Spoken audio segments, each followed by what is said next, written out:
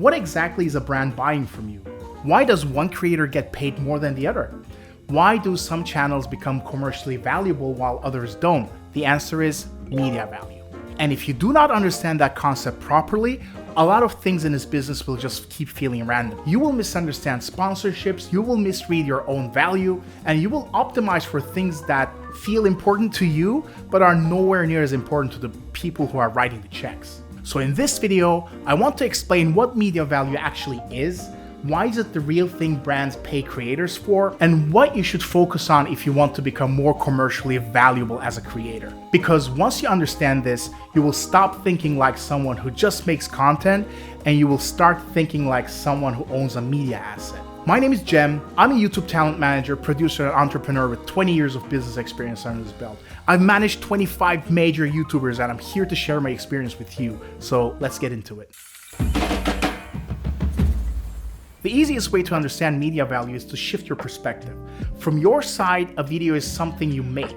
It's a whole chain of effort, from the scripting to making the thumbnail to finding the title and everything.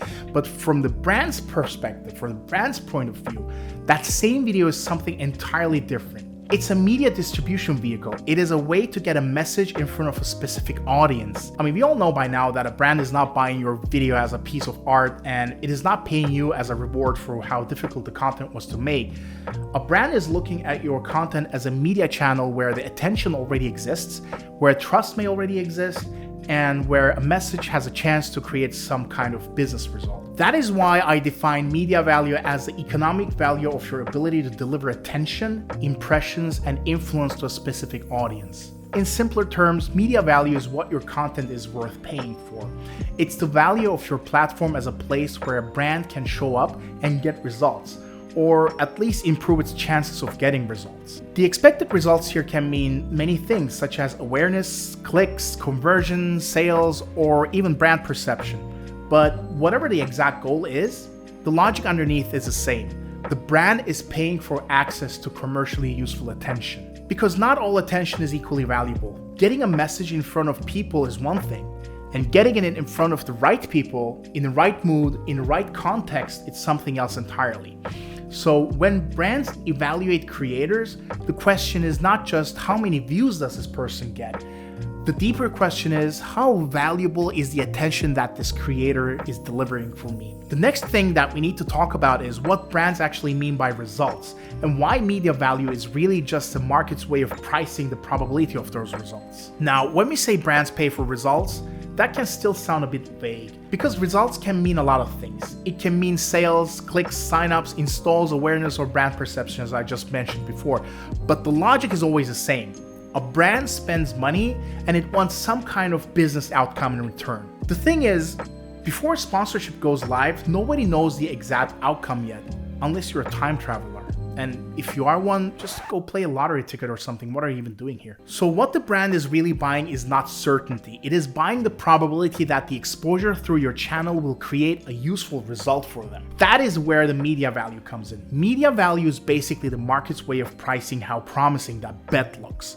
The stronger your audience, the stronger the attention, the influence, the authority that you exert, the more likely a brand is to believe that spending money with you will work. And that is why some creators become much more commercially valuable than others. So if the media value is really about the probability of results, the next question becomes obviously, what exactly makes that probability stronger? That is where the 5 pillars of media value come in. So before we dive in, I'd like to quickly remind you to like this video and subscribe for more content like this. I've taken it upon myself as a mission to share my years of experience with you, and I'm making sure that there's something for everyone, whether you're in front of a camera or behind the scenes.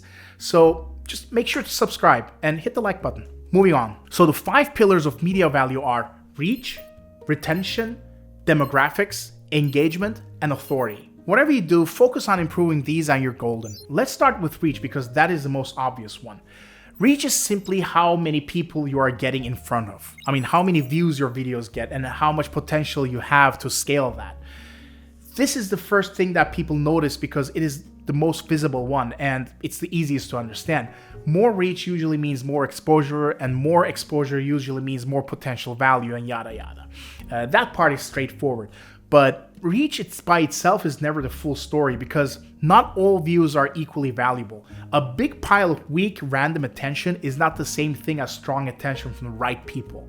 What I mean by this is, going viral in 1 or 2 videos does not define the end game. Some creators are way too obsessed with virality, but viral attention is not targeted attention, and the audience that comes from viral videos rarely stick around. They don't contribute to your growth, they don't contribute to your authority. So unless you've found an easy way to consistently go viral, which is extremely rare, but there are cases, it's like trying to keep the campfire going by feeding it straws. So yes, reach matters.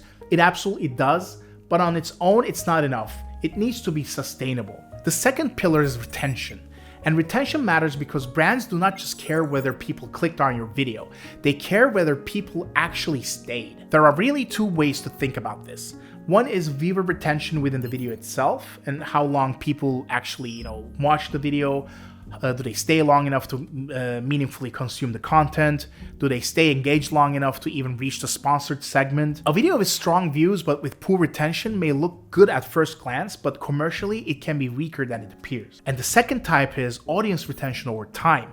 In other words, how well you bring the same people back again and again. Do you have a real returning audience, or are you living off one-off spikes? Because an audience that repeatedly comes back is a much stronger commercial asset than an audience that only appears accidentally. Luckily, both of these types of retention are represented within the analytics in YouTube Studio.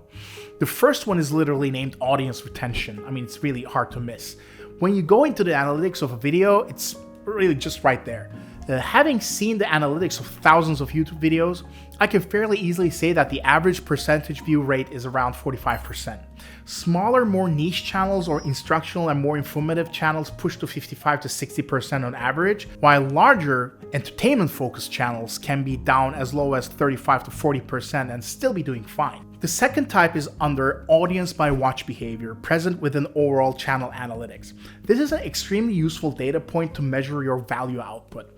For an established channel, an indication of good performance and healthy analytics is to have regular viewers amount sitting at an average of 60%, and the new viewers being at around 15%. Obviously, for channels in their growth phase, these data points are wildly different.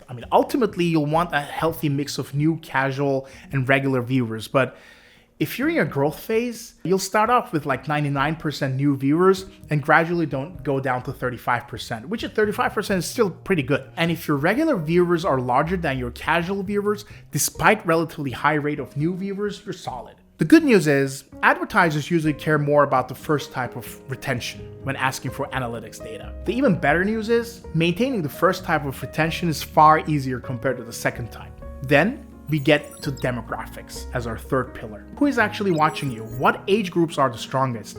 What countries are you strongest in? What language do they speak? What is the gender balance? What kind of purchasing power do they likely have? That can be inferred from all this data. All of that matters because brands are buying access to specific people. A smaller but more relevant audience can often be worth more than a larger but less commercially useful one. And this is also where creators need to be careful not to rely on lazy assumptions. The audience you think should be valuable is not always the same as the audience that actually performs. Purchasing power, life stage, geography, and buyer behavior matter a lot more than surface level stereotypes. As a general rule of thumb, advertisers want a healthy mix of male to female audience ratios. A gap of 10 to 20% between them is absolutely fine. Heavily leaning on one or the other is only preferred if the product is ultra specifically catering to a certain gender group, such as a men's shaving product or female hygiene products. In addition, a higher age group is generally considered preferable. A large percentage of 25 to 34 or 35 to 44 are great age groups to have. These groups are the ones with the relative financial freedom and purchasing power. As I said before, beware of false assumptions. You'd think that a game sponsorship would rather prefer 18 to 24 as its core audience, since young people tend to play games more than other older generations, right? Data shows that the largest group in the US video gamers is 30 to 39 year olds, closely followed by 20 to 29 year olds. Don't underestimate us millennials. We grew up playing video games on PCs that we've assembled ourselves. Come on. So the fourth pillar is engagement. Engagement is one of the clearest signals that your audience is not just present, but it's actually alive. Likes, comments, shares, reactions, discussions, all of these help tell the story of whether people actually care.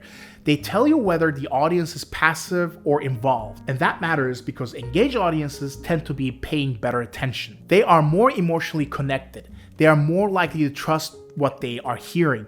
They are more likely to respond to the content in meaningful ways. High engagement does not guarantee conversions, obviously, but it is often a strong sign that the attention is real and organic rather than weak or accidental. Engagement rates can be calculated by adding likes, comments, and reshares of a video by dividing that number by the amount of views. For smaller channels, average ratios are around 7%, pushing well into 10%. As for larger channels with views in the millions, this ratio drops to around 2 to 3% on average. Sometimes a simple shout out like subscribe to my channel or leave a like or something like that goes a long way. It really does actually help. And that leads to the fifth pillar, which is authority. Authority is probably the most important pillar, but also the hardest to measure cleanly. Authority is not just about numbers. It is about how much your audience actually believes in you, how much weight your words carry, whether people treat you as a trusted source, where your recommendations actually mean something, or your framing changes how they think, or if your endorsement can actually move behavior. Now, authority is difficult to quantify directly.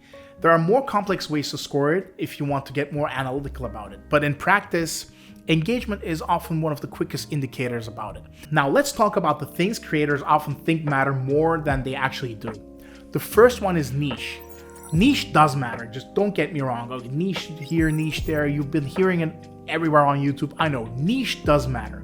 If you're in a very specific category and the product lines up perfectly with that category, that is really useful for the advertiser. But creators often overestimate how much niche alone carries the deal. A brand would usually rather work with a creator whose retention, audience fit, engagement, and authority are stronger, even if the niche is broader, than with a creator who is technically in the perfect niche, but does not have the underlying commercial strength. So yes, niche helps, but it's not the whole story. The second thing creators overrate is production value. Oh my God, time and again, overspending on production, not just money, but also time. Sometimes it's just a make or break deal. And I know this one can be frustrating, especially for people who put a lot of care into the craft, but most of the time, brands are not paying extra just because your production was difficult, expensive, or polished. They care if the production helps the result, of course, but they care if it strengthens performance. They care if brand perception is strengthened through the high production value, if they receive prestige from it. But in the same commercial outcome can be delivered with a simple production, a lot of brands are perfectly happy with that. In other words, production value can support media value, but it is not media value by itself. And the third one is the topic of the video. Now, the topic does matter sometimes. There are cases where a seamless fit between the product and the premise makes the sponsorship stronger. No question about that. But in many cases, when agencies or brand reps ask about what the video is about, they're not doing deep performance theory. I mean, they might ask for a script beforehand, but it's not because of what you think. What they're doing is risk management. They want to know the content is brand safe, because they want to make sure that they can explain the placement internally and not get burned by upper management. So video topic is often more of a safety filter than the main reason the deal exists. Keep that in mind. So what should a creator actually do? The answer is not to obsess over looking impressive, but to become stronger as a media. That means first improving reach, but doing it in a way that does not destroy the quality of your audience. More views matter, of course it does, but better views matter even more. You want scale that is qualified and repeatable. Second, you should become obsessed with retention. Better openings, better pacing, less wasted time, stronger curiosity, better structure within the video. If people do not stay, then a lot of your apparent scale becomes much weaker commercially. Third, know your audience in detail. I mean, really know them. Know the actual numbers, know the age groups, the countries, the gender split, the languages, the returning viewer behavior, all of it. Just know it. Because if you do not understand your audience properly, you cannot explain your own value properly. Fourth, build genuine engagement, and not just empty bait or fake signals or shallow tricks. Actual engagement, the one that people listen to and come back to. And fifth, build authority on purpose. This is the long game, but it may be the most important and most powerful one. Be clear and consistent. Say things that matter and earn trust. Become someone whose recommendation has weight. Because the more authority you have, the more valuable your media becomes. A great way to increase authority is to just give away value for free. Don't treat it like freebies handed out in a trade fair though. I mean, like, the pencils and whatnot. Let the value be legit, not just a sneak peek, Just give out value for free. And with that, I'll leave it there. If you enjoy this kind of breakdown, there's plenty more coming, both for people in front of the camera and for those working behind the scenes as well. I hope this gave you a clear way of looking at the business side of the creator work, and if that's the kind of thing that you want more of, make sure to stick around. And thanks for watching, and I'll see you in the next one.